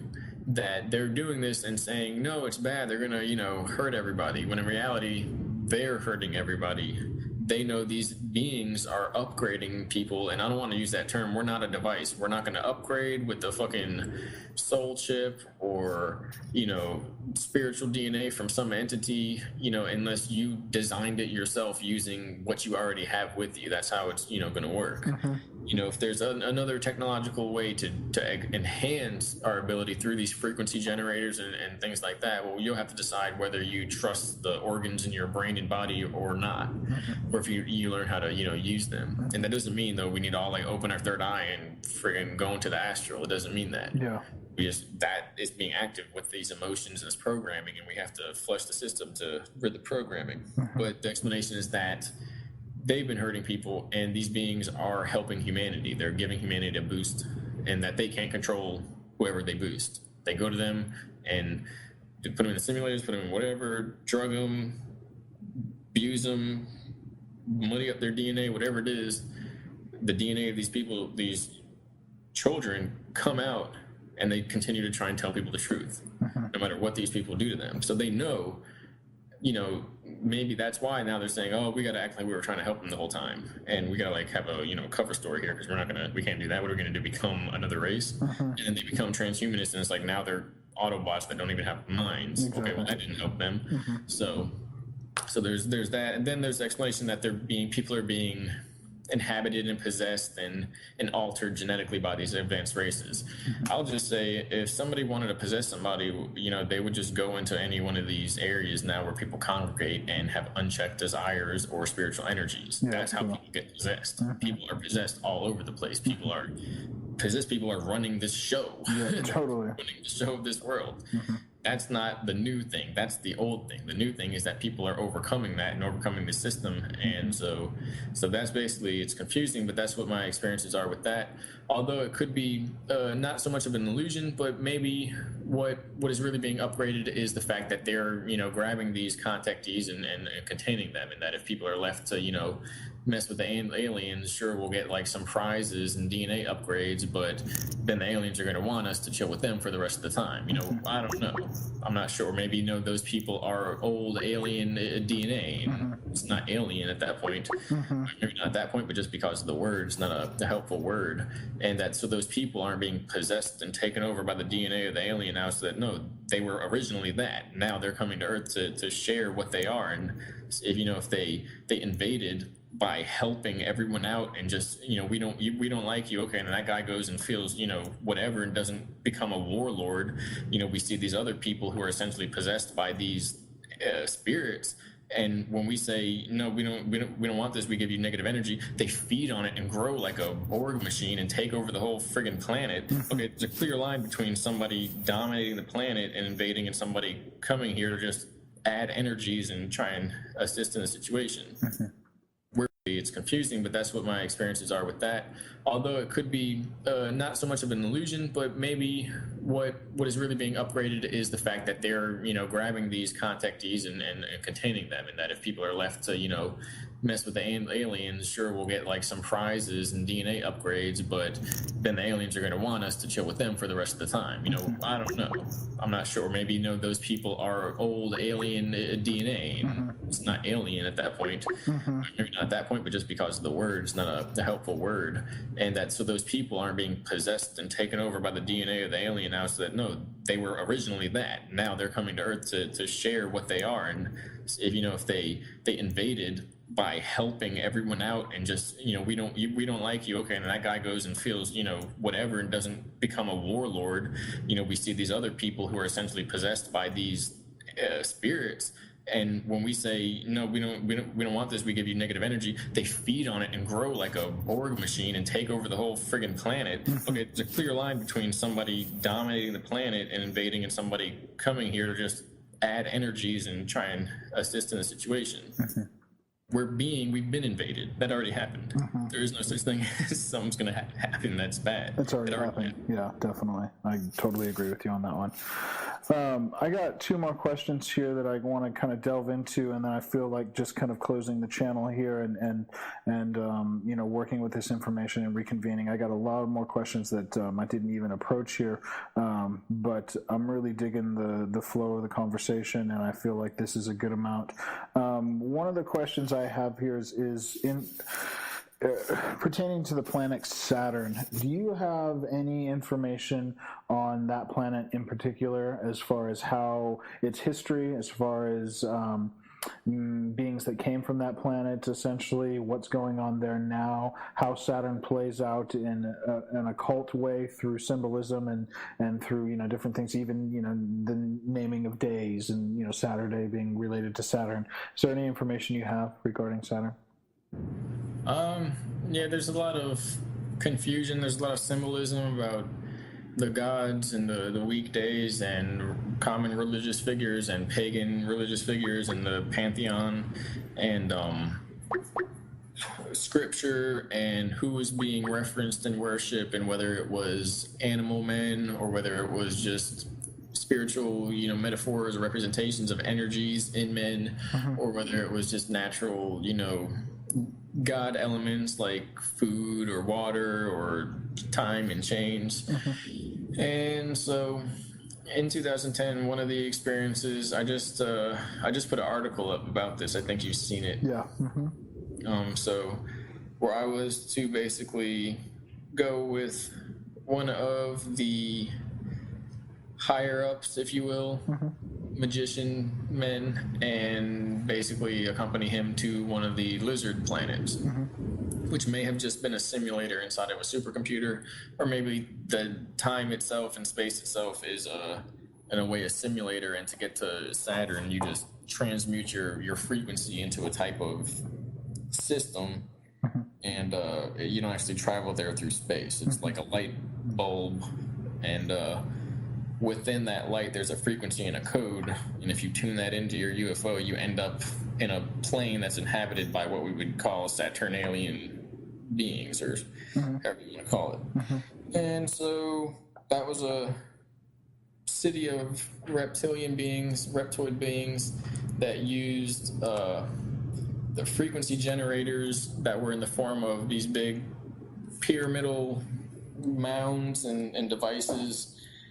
And it was basically a lot of them, and it felt like it was a temporal, like it was kind of dream-like. And at the time, I wondered that, and the guy that was observing the whole situation clarified the energy, and it got so three-dimensionally sound that it was kind of weird, and I freaked out, and they fuzzed it back out again and calmed me down. And it might have just been a simulator, I don't know as far as that, because how are they going to... Apparently they were keeping me calm. But as well, I was experiencing it and exploring it to the best of my ability. And it seems as if they feed off of the weak of their society. Like, you see people getting picked on. It's like, don't do that. Why are you doing that? And then they start eating him and like eating his heart. It's like, well, what the... That's like normal. Like, okay, that makes sense. Which it would be if that was our society, if we were, reptilian or something. And we had, legs. But point is, who started them? What if it was temporal? They were invented at that point. They're not sold. Well, when the whole realm gets healed and we go back to the original, which is now, if you want to look at it in a strange, paradoxical way, those things would be seen as a realm that doesn't exist. So maybe it is that these places exist as of now, but if you travel to them, it's a temporal plane, and it's almost like a dream-like plane as much as it is a real physical device in place, because the higher planes are just as physical to those planes and those frequencies. And so when there's nobody else to mess with, they would do that to their own and sacrifice them in this generator thing, and their soul energy would spiral up and out and go around the the morphogenic field of the Earth, or not the Earth, but the planet there, the plane there, like a big city. And then they're being basically rained down on the fear and suffering food energy. And then that entity also goes into a waiting time, and then they can reincarnate again, like a video game, 100% like a video game. And so then the other version is that they get a person, some random lonely person that they somehow entrapped and brought there, and they do that to them in the generator, and it's like 15, 25, 30, 50 times as much energy. And there's a society of them doing that, and that's when they eat, and then they're done eating. Okay, now somebody's going to start having sex in a big orgy over in the corner, and then that's modern. They do that on Earth sometimes, but again, that's that hive mind trying to come through when people are kind of mindless about those essences, because they're being controlled by them. Totally. The main thing is that, okay, so who runs the show? What's going on? Okay, they could do that again. Like I just told you, I've seen that before. What is going on? And it's literally like one of those ancient depictions where there's a king sitting on the throne in a huge, nice, sculpted out stone carved chair with all the designs and the drawings and the patterns and all that stuff from our own history. And that's basically what it does. It's literally like one of those all experiencing it and exploring it to the best of my ability. And it seems as if they and basically accompany him to one of the lizard planets, which may have just been a simulator inside of a supercomputer, or maybe the time itself and space itself is in a way a simulator, and to get to Saturn you just transmute your frequency into a type of system, and you don't actually travel there through space. It's like a light bulb, and within that light there's a frequency and a code, and if you tune that into your UFO, you end up in a plane that's inhabited by what we would call Saturnalian beings, or however you want to call it. And so that was a city of reptilian beings, reptoid beings, that used the frequency generators that were in the form of these big pyramidal mounds and devices. And it was basically a lot of them, and it felt like it was a temporal, like it was kind of dream-like. And at the time, I wondered that, and the guy that was observing the whole situation and clarified the energy, and it got so three-dimensionally sound that it was kind of weird, and I freaked out, and they fuzzed it back out again and calmed me down. And it might have just been a simulator, I don't know as far as that, because how are they going to... Apparently they were keeping me calm. But as well, I was experiencing it and exploring it to the best of my ability. And it seems as if they feed off of the weak of their society. Like, you see people getting picked on. It's like, don't do that. Why are you doing that? And then they start eating him and like eating his heart. It's like, well, what the... That's like normal. Like, okay, that makes sense. Which it would be if that was our society, if we were, reptilian or something. And we had, legs. But point is, who started them? What if it was temporal? They were invented at that point. They're not sold. Well, when the whole realm gets healed and we go back to the original, which is now, if you want to look at it in a strange, paradoxical way, those things would be seen as a realm that doesn't exist. So maybe it is that these places exist as of now, but if you travel to them, it's a temporal plane, and it's almost like a dream-like plane as much as it is a real physical device in place, because the higher planes are just as physical to those planes and those frequencies. And so when there's nobody else to mess with, they would do that to their own and sacrifice them in this generator thing, and their soul energy would spiral up and out and go around the morphogenic field of the Earth, or not the Earth, but the planet there, the plane there, like a big city. And then they're being basically rained down on the fear and suffering food energy. And then that entity also goes into a waiting time, and then they can reincarnate again, like a video game, 100% like a video game. And so then the other version is that they get a person, some random lonely person that they somehow entrapped and brought there, and they do that to them in the generator, and it's like 15, 25, 30, 50 times as much energy. And there's a society of them doing that, and that's when they eat, and then they're done eating. Okay, now somebody's going to start having sex in a big orgy over in the corner, and then that's modern. They do that on Earth sometimes, but again, that's that hive mind trying to come through when people are kind of mindless about those essences, because they're being controlled by them. Totally. the main thing is that, okay, so who runs the show? What's going on? Okay, they could do that again. Like I just told you, I've seen that before. What is going on?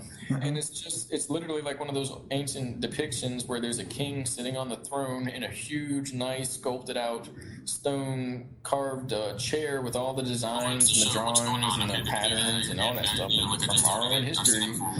And that's basically what it does. All it is that now everybody knows, oh, that's the guy on top, that's the guy on top, and then he's feeling that energy. Just like people at a party or a frat party. I keep likening it to a wild frat party that got so out of control, the house burned half to the ground, and fire department and police and ambulances had to get called. Yeah. So it pushes the limit of it. Yeah, definitely. But the essence of it is that they just do it for the fun of doing it, of being bosses. And that guy sits on top, and he feels like the king of the entire city because he has that type of power within him. And the two guys below him, feel that much, and the guys below that, and then there's like the city below that, and they're just a city, I guess. It's just people, lizard people, and they're not as intense as far as that, but it's almost like human society where we have what you could say the most of human people that are not ignoring their human nature, and they're feeling a certain way, and then you got you like to say the most balanced humans. Well, they're a good symbol of purity. Yeah. But then you have people all throughout the masses that are not so much. They're this way or that way. Well, the same way you got the guy on top, and he's straight up reptilian. Like you literally would have to. I mean, I just straight up and walked up to him. But most people would be like, or people there, like the beings there. Just like in the lowercase and higher case system here, or royalty as we see it here. Yeah. The guy comes up bowing to him, or religious stuff, comes up bowing, scuffling his feet, head down, hands, very much my king, blah, blah. But that's their shit. That's their system. Yeah, totally. And we can't really bunk on it, at least unless you've disconnected from the system, because the system, the political, the military, the judicial, it's all the same. It's mirroring the same thing. Yeah, exactly. It's 100% the same thing. That exactly. Shaved head, poncho dude sitting back in his chair, well, he's the shit for that moment, and everyone around him, all the other males that are smaller and weaker want to be like him. It's the same thing. They're just feeding on each other in a way. Exactly. And so, but that's the thing, that they don't have the ability to create, and they don't have the ability to create their own energy. So they lost that imaginative aspect. It seems like a deviation of consciousness versus something else, and honestly they needed people to create something that could help them create their own energy. Yeah. Because even eating people will eventually not work. You can't farm for that long. You can't do it forever. You can do it for 7 existences and then it ends. Interesting. So they find their own way back to wholeness and to source. In that article that you wrote, did you reference Saturn particularly in that article? Nope. And but was that your experience there on Saturn? That's what they said. All right. So last question is for people that are suspecting or have an intuitional kind of guidance towards the understanding that they may have been part of MyLab programs, or they're starting to have fragmented memories, or there's part of them that's leading them to the path of maybe they've been a part of these things. Is there any way to start unlocking these memories for yourself? Is there any way to be able to basically start that process on your own to bring those memories back and understand more of what you've been through as an individual? Again, yes and no. I mean, it comes down to sleep and dreams. It's a good sign. How the person dreams and deals with these things will tell them where to look and where to go. It'll come out through dreams a lot. That's how memories unlock, where we'll have dreams that are the memories trying to represent themselves. It has to do with fear and the personal safety of the individual, where you don't want to go too fast, unlocking people before they're ready. There's many safeguards in place because of what happens when people unlock before they're ready. The unlocking, the awakening, the information, the covering it. The brain is so fragile, the mind is so fragile that half the control systems in place that we think are there to hide everything are actually to stop people from cracking when they realize what's happening. So with that said, it's not like you want to jumpstart it, but if a person is feeling these things and has to look into that, it's on them to look out. Looking out through any form of social media or social support where they can find for that, where other people are aware of maybe the same things, and eventually, Well, I mean, I guess I can speak to other individuals. So when people have been involved in this, they'll begin getting flashbacks and memories of these operations, and basically the programming will come back a lot. And once the programming comes back, they'll be able to look past that and realize that programming was there to cover up these other selves and cover up these other memories. When that happens, people will start getting the memories, and they'll usually start seeing and recognizing people that are also talking out about it. They picked specific people to begin talking out about it because it was people that were basically heavily used. Like everybody's not used, but deployed and utilized. And so if you were anywhere in the group, or not the group, but these programs, you've probably seen these people at one point in time.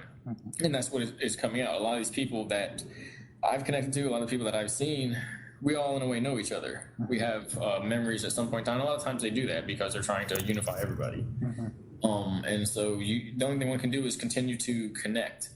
I try to stay away from looking at other people's materials until I fully remember where I am on that issue. Yeah. So, the rest of it, I remember like it was yesterday. So it's just, then the only thing that can happen is I get kind of excited when I see somebody talking about it. Because it validates that for you, right? Not even that, but because it's like, oh, great, somebody started that. Gotcha. Yeah. I know a lot with some other thing. I mean, that's the weird thing, because if I'm not worried, if I'm on the fence about whether I believe something because somebody else saw it, I'm going to believe it less, because I'm going to be like, well, they didn't go through what I went through in the end, in the fullest part, and I think I have the full idea of what the simulators are like and how to distinguish and build your discernment between them. Exactly. Even more on edge about whether I want to believe it or not, because like, well, he was in the same simulator or something. That makes a lot of sense. It's that when these other programs, and it's like, really, there's some stuff on these projects and these disclosures and people speaking out now. There's some stuff there to look at, and it's really, really heavy. And it's the stuff that makes or breaks a person and the human race. So we gotta be in line with that in our self. But that's what it is. When people start waking up, they'll start going through this process of seeing those things and start putting the clues together. It's like connecting the dots. Yeah. That's like the best thing one can really do, and take it slow and detoxify and rest a lot and not fight with people who don't understand and not push it onto anyone else, and use it and realize it's for the safety of people and the betterment of understanding what we are. And that's what it is. That's what we keep and we bring to it. Not like we're here to do anything else, provide any other aspect.